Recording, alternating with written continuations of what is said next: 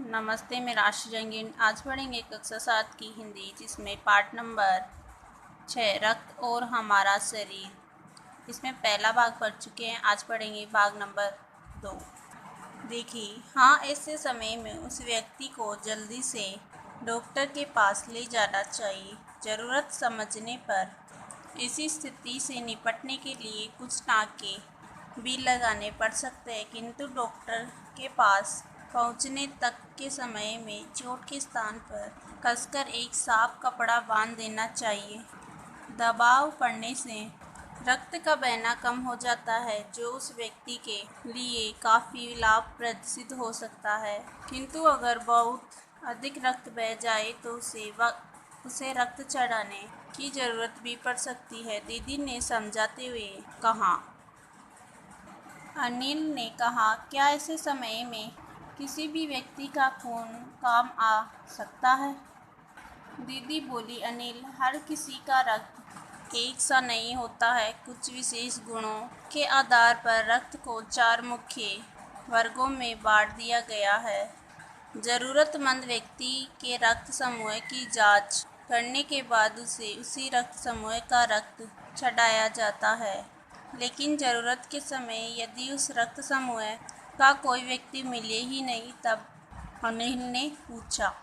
ऐसी आपात स्थिति के लिए ही ब्लड बैंक बनाए गए हैं। प्राय हर बड़े अस्पताल में इस तरह के बैंक होते हैं, जहां सभी प्रकार के रक्त समूहों का रक्त तैयार रखा जाता है। किंतु ब्लड बैंकों में रक्त का भंडार सुरक्षित रहे, इसके लिए यह आवश्यक है कि हम समय समय पर रक्तदान करते रहे, दीदी ने कहा। क्या मैं भी रक्तदान कर सकता हूँ? अनिल ने पूछा। नहीं, अभी तुम छोटे हो। 18 वर्ष से अधिक उम्र के स्वस्थ व्यक्ति ही रक्तदान कर सकते हैं। इस गद्यांश में लेखिका ने यहाँ ब्लड बैंक और रक्तदान की महत्ता का उल्लेख किया है। एक समय में उनसे लगभग 300 मिलीलीटर रक्त ही लिया जाता है। प्राय यह समझा जाता है कि रक्तदान करने से कमजोरी हो जाएगी, किंतु यह विचार बिल्कुल निराधार है। हमारा शरीर इतना रक्त तो कुछ ही दिनों में बना लेता है। वैसे भी शरीर में लगभग 5 लीटर खून होता है। इसमें से यदि कुछ रक्त किसी ज़रूरतमंद व्यक्ति के लिए जीवन दान बन जाए तो इससे बड़ी बात क्या होगी, दीदी समझाते हुए बोली। फिर तो बड़ा होने पर मैं नियमित रूप से रक्तदान किया करूँगा, अनिल ने कहा। शाबाश अनिल, डॉक्टर दीदी ने अनिल की पीठ ठोकते हुए कहा। इस गद्यांश में लेखक ने रक्तदान से जुड़ी भ्रांतियों का निवारण करके रक्तदान के महत्व का उल्लेख किया है। यह पाठ यहीं समाप्त होता है। देखिए इस पाठ के प्रश्न उत्तर। बहुत अच्छा प्रश्न है। रक्त में हीमोग्लोबिन के लिए किस खनिज की आवश्यकता पड़ती है? जस्ता, सीसा, लोहा, प्लेटिनम। उत्तर है लोहा। रक्त में हीमोग्लोबिन के लिए लोहा खनिज की आवश्यकता होती है। अगला प्रश्न है, बिंबाणु प्लेटलेट कण की कमी किस बीमारी में पाई जाती है?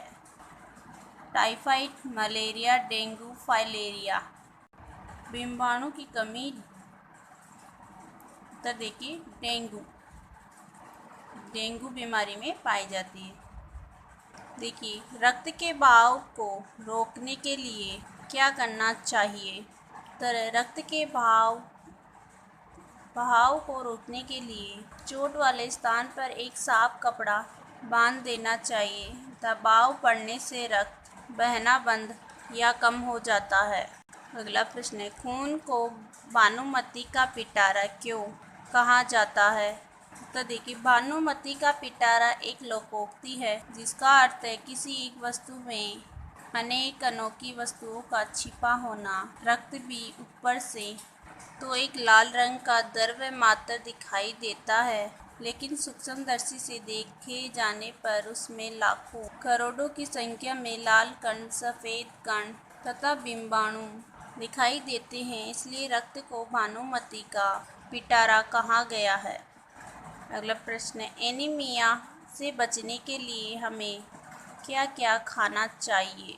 उत्तर है एनीमिया से बचने के लिए संतुलित भोजन जैसे हरी सब्जी, फल, दूध, अंडा और गोश्त आदि को अपने आहार में शामिल करना चाहिए।